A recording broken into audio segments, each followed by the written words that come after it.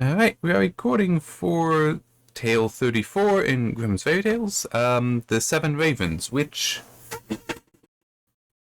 I'm not entirely sure what the story. I'm definitely not sure what the moral is.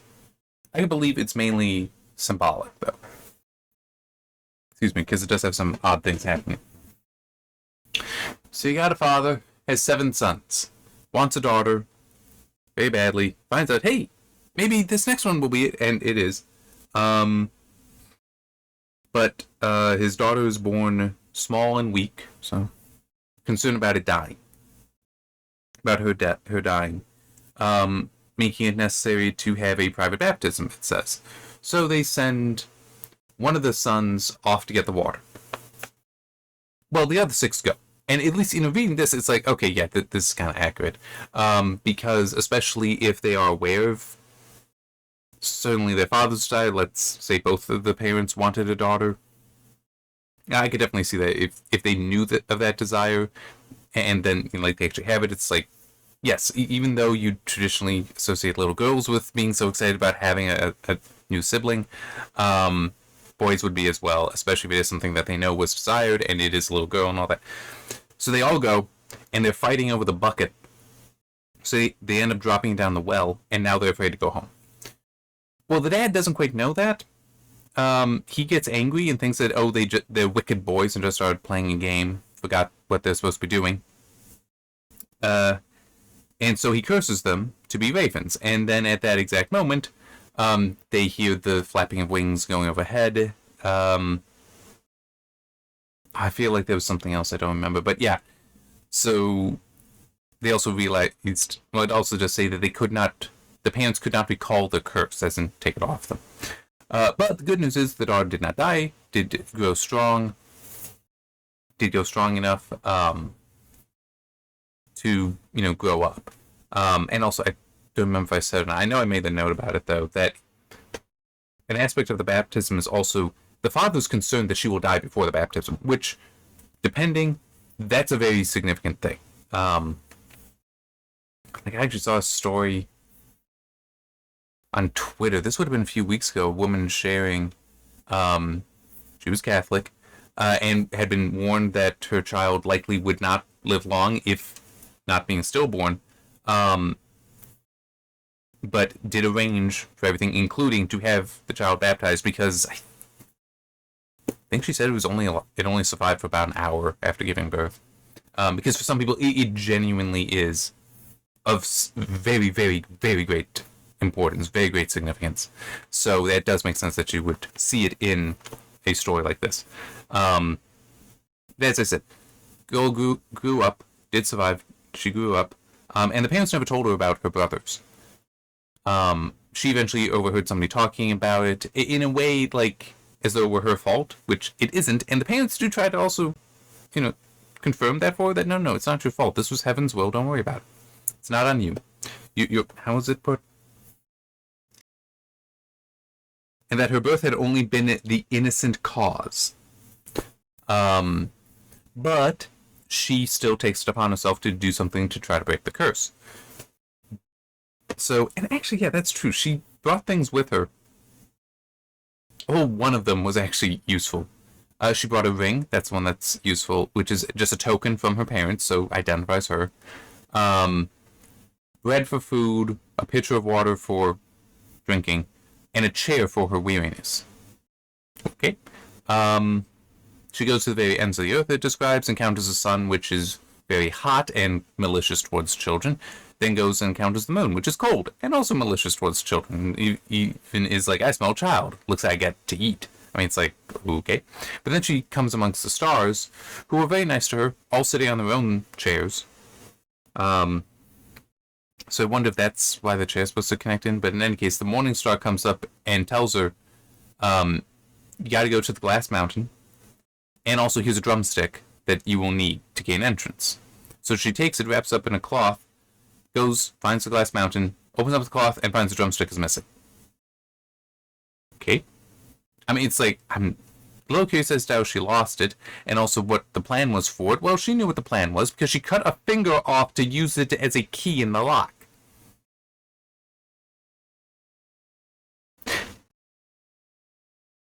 seems a bit extreme.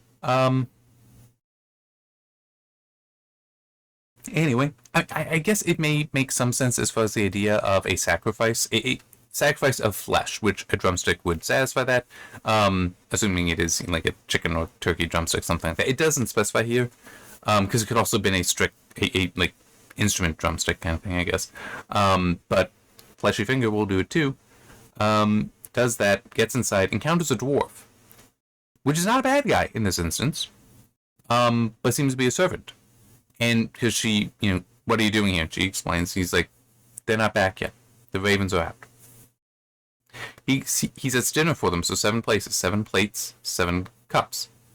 She takes a little bit of food from each plate, a sip from each cup, and in the last one she puts the ring, and then she hides. When the ravens get back, they notice that, hey, somebody was eating from plates, a human mouth no less, and the last one, looking into his cup, finds the ring, recognizes it, and then does say something like, "Oh, this must mean our sister was here. If only she were, then our curse would be broken."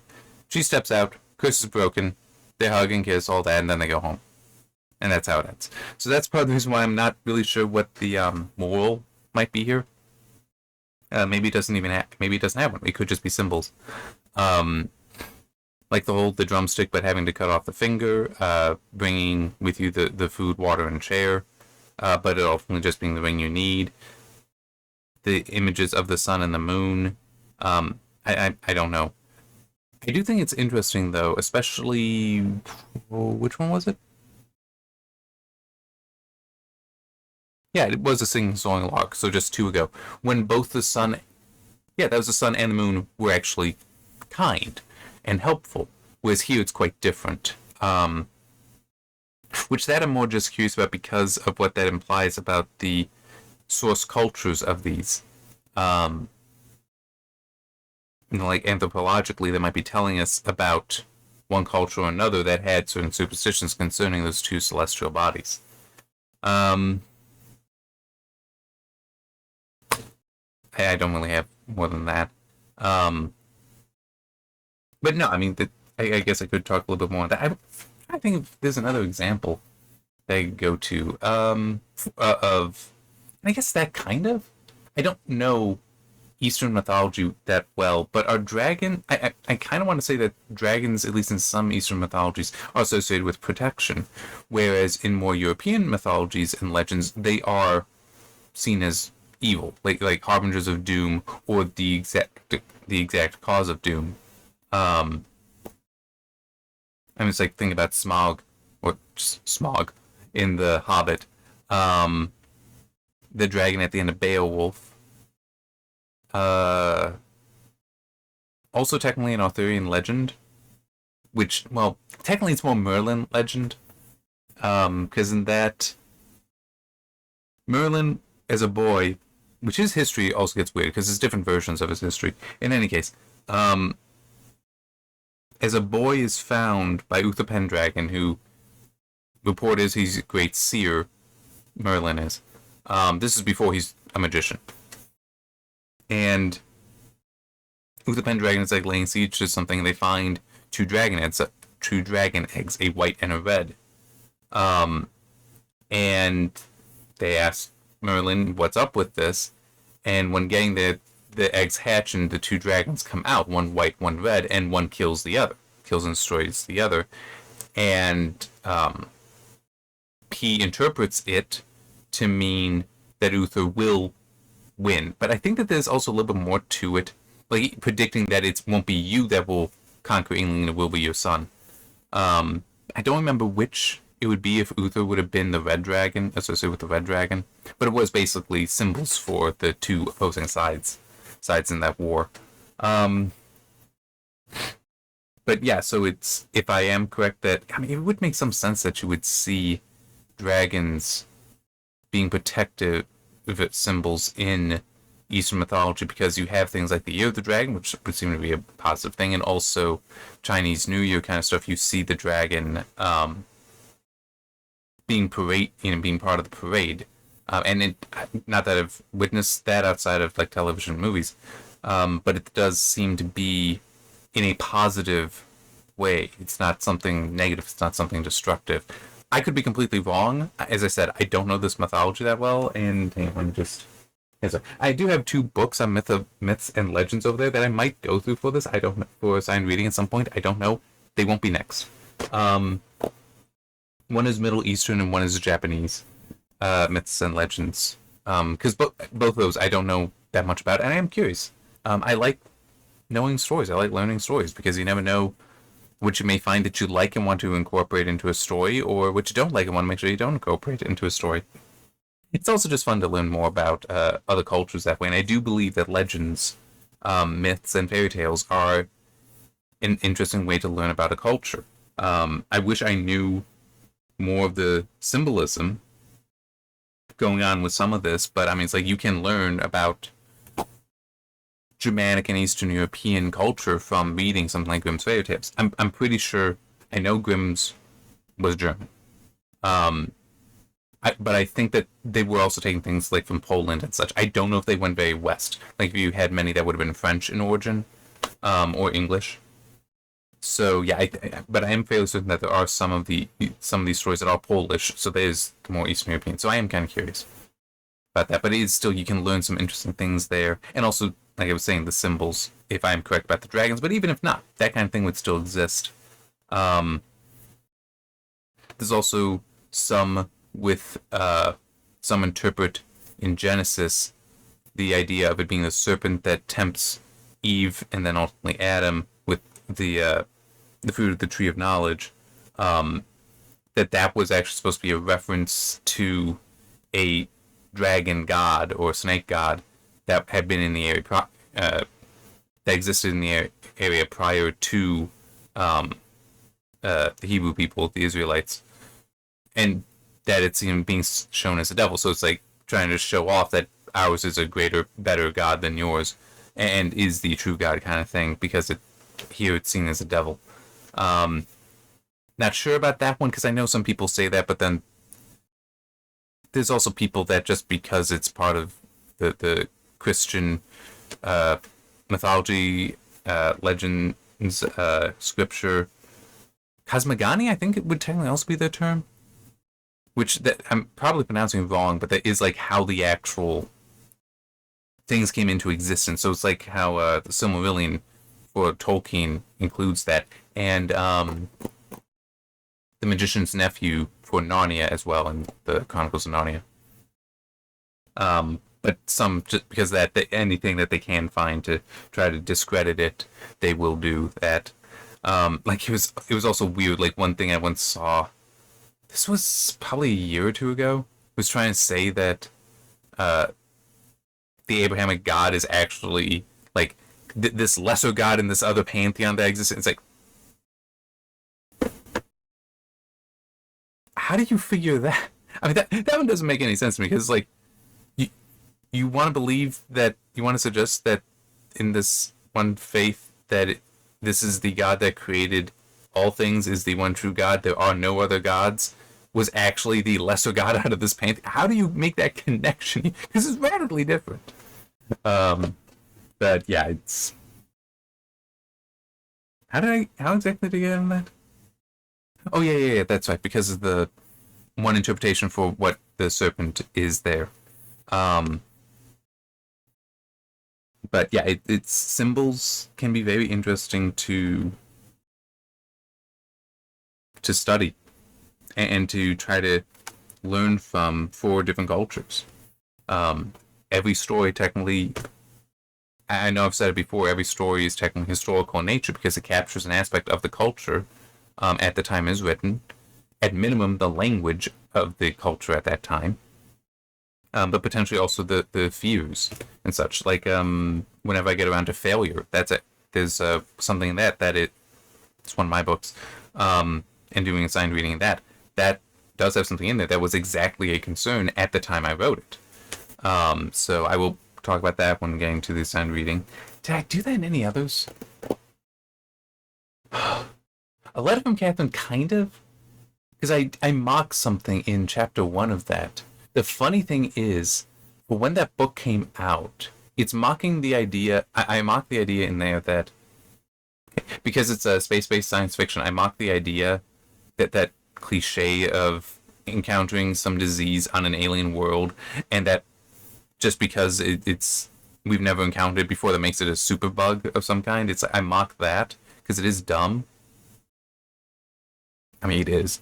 Um, and I realized since publishing that I don't think I was writing that during the pandemic, but it definitely came out then. Like I would have been doing editing then. I don't remember exactly when I started writing it, but it was just one of those. I didn't intentionally mean to mock the pandemic, but in a way, the pandemic is an example of why that concept should be mocked. Because at least every virus and bacteria on Earth that can make you sick, there are certain elements that are common to all life on Earth, such as DNA. Everything else is different. But there is that idea of how could a disease that, in that case, infects bats, how could that make the jump to humans? It's not easy. There are diseases in dogs that don't come to humans just by us being around them all the time, and diseases in humans that don't go to dogs despite them being around us all the time. Right? But it's still, you have that massive exposure. You have many things that are similar. Both mammals, so you've got mammalian cells. Various other systems in them are probably similar, not necessarily comparable. Well, comparable, not similar. That would be better. You know, they do function differently between a human and a dog, but you can recognize the lungs of a dog kind of thing. But you think that a virus or bacteria that developed on an alien world that has never encountered any life like ours is going to be able to defeat our immune system? It's like the things that have the advantage by being near us can't do anything, but that can. And you also assume that our immune system can't possibly defeat it. I mean, I hate that. I hate that trope. I think it's so stupid. I mean, it's not to say you couldn't be exposed to something that would then be a problem. Like how you've got invasive species. He's on Earth, but still, it's like an invasive species is so successful because there's something there that it's compatible with. You're assuming that with an alien bacteria that there's something to humans that it's compatible with, and there's no reason to believe that. So I guess another way to put it is the depictions in Star Trek of where they just land on, they just bring a shuttle down to a planet and just beam down. That's not unreasonable to me.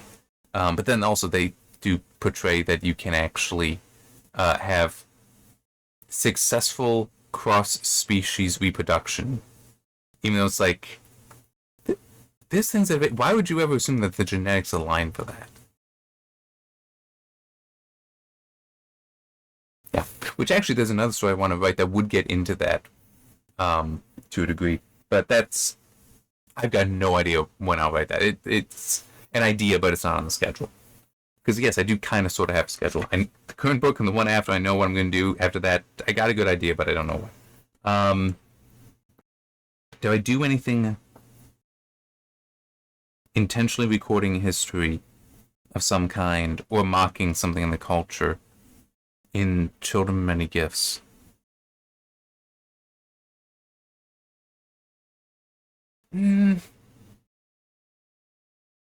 One thing, it's not, because it is an aspect there of how the internet can be crappy. That's probably gonna live on for a long time, so I don't know. It's like that doesn't necessarily tell much about the current culture, because it's probably gonna be like that for another century, at least. I'm just trying to think if there's any other stories of what I've written. I mean, technically, one of the books I don't recommend has stuff in there like that. Which is actually funny because of how some of that's turned out to be accurate. Like I had concerns then. It's like, oh wow, that's actually proven a little true, but I want to talk about it. That's actually what I may do after, not current book, next book. That's what I might do. I kind of like this idea after that of rewriting that book. I don't know yet when, so we'll see. I've gotten a little far afield. The Boy Who Did Not Fear is next. It looks like this is something of, oh yeah, this is definitely a long one. And seeing some of, just seeing the two plates here, I could believe that this will be one that will also have symbols. Hopefully there will also be a moral, but I could definitely see this capturing some amount of of history in it, of cultural symbols. And you know, one thing that also is annoying with cultural symbols is how you can end up uh, losing them just because you forget what the symbolism is. Because that does happen. Cultures do move on. We do forget things. What would be? I'm trying to think. What would be an example that people may get? But my brain has it's better than it had been. Of recent days, like I've been getting good enough sleep. But you know, something where it was lost, it was forgotten, just because we developed so strongly away from it. I guess, you know, would that kind of work? The because it's occurred to me earlier today that, you know, with your salt, where salt used to be so important. Well, it still is important to life, but it used to be of such great importance. That yes, you would say, you know, with your salt, and it's. I believe plenty of people today wouldn't get that reference. Well, wouldn't understand the significance of the reference. It's like, yeah, it's a saying, it means this, but okay, why does it mean that? I don't know, kind of thing.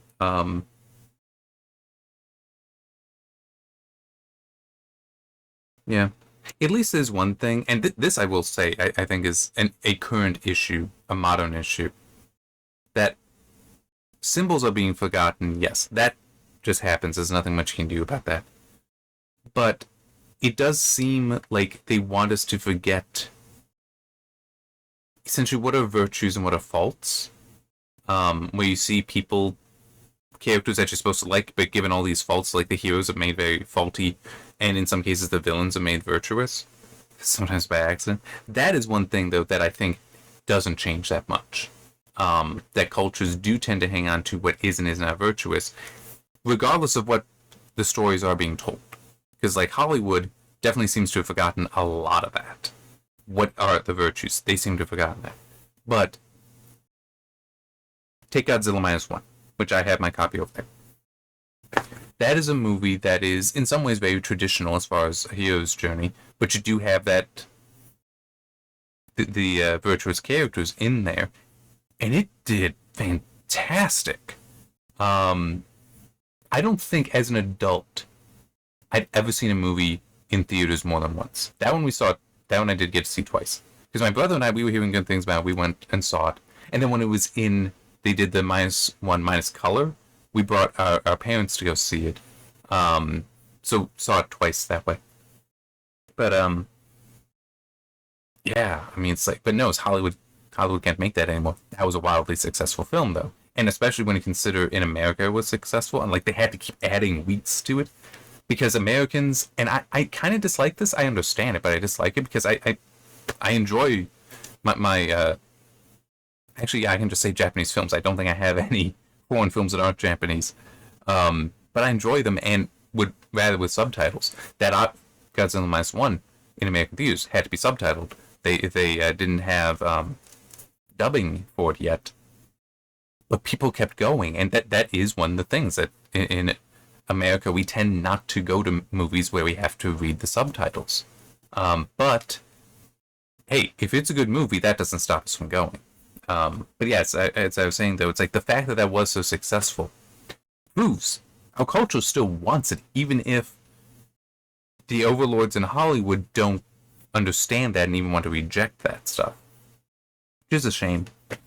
Because there are definitely good stories that could be told, but or stories that they come up with that you could do this well, but instead they don't. They do it like trash. Yeah. Okay, I think that's it. Yeah, so the boy who did not fear, and let's just take a guess. Let's just make a guess here that it is going to be something of a hero's journey in a certain way, as far as him having to come to understand fear, because that is important. Acting through fear is courage, is bravery, but him having to learn the value to it, I could believe that would be something that you would teach in culture, and in some ways, in I'm Godzilla minus one is exactly an example of that. He tried to flee from his duty because he was afraid. He didn't want to die, but then he basically finally found something valuable enough that he was willing to die for. But also he was incredibly guilt stricken, and so he also, I mean, somewhat earned, but had survivor's guilt and wanted to pay off that debt, if you will. So, anyway, I blathered on enough, haven't I? As I've said before, and I'll say it many, many times again, I like talking about stories. I love stories. They're awesome. Yeah, so, I mean, I'm going to be having fun doing this, hopefully for a long time to come. And fun writing stories. Anyway, see you next time.